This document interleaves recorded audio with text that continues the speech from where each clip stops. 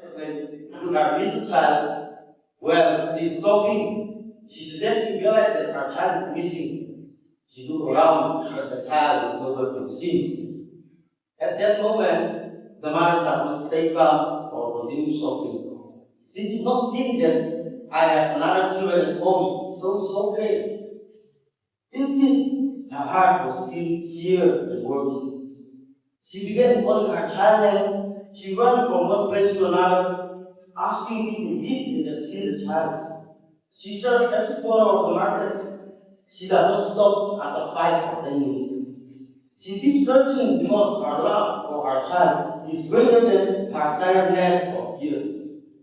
When she finally sees the child, she does not show the child first.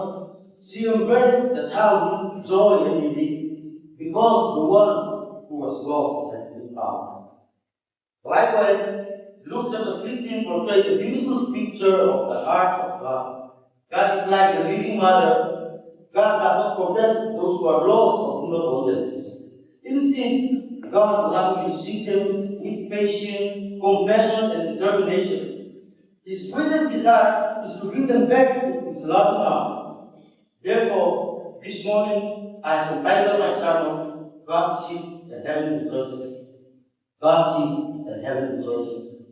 The parable in Luke 15 depicts that every person is precious to God, no matter how far someone has wandered. God continues to seek them, His love will never give up on them.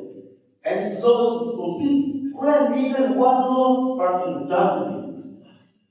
This reminds us that God's love is passionate, faithful, and full of mercy. He is always searching, always calling, always ready to welcome us home. Point number one, God loved and did receive the lost. God loved and did receive the lost. When the Pharisees and the scribes complained to Jesus, accusing him of welcoming sinners and eating with them, Jesus did not argue with them. Instead, Jesus told the parable of the lost sheep and the lost coin to reveal what God is really like. To understand the parable of the lost sheep, we must first understand the relationship between the shepherd and the sheep. During the time of Jesus, shepherding was one of the most common occupations in Israel. Shepherds spent days and nights caring for their flocks. They lead the sheep to green pasture, clean water, protect them from wild animals and thieves, and search for any sheep that wandered away. A good shepherd knew which sheep personally and was deeply committed to its safety. Sheep were valuable not only because they provide food, milk, and meat, but also because they were used for sacrifices. So, losing even one sheep was a significant loss. Generally, sheep are gentle and completely dependent animals. They cannot easily find their way home when they become lost, nor can they defend themselves from danger. They rely on the shepherd for food, guidance, protection, and care. This close relationship between the shepherd and the sheep was familiar to Jesus' audience, making powerful illustration of God with the sheep in this people.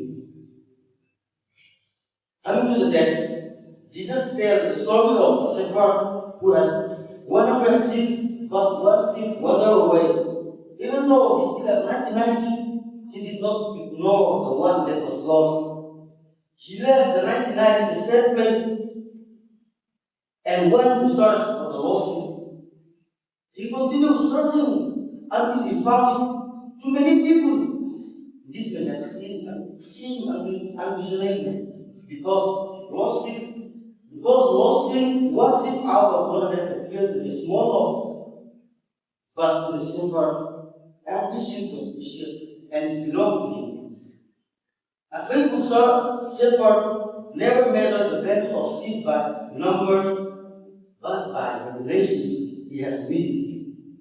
This reflects God's promises in Ezekiel chapter 34, verse 11, where it says, I myself will search for my sheep and will seek them out. In the same way, every person is precious to God.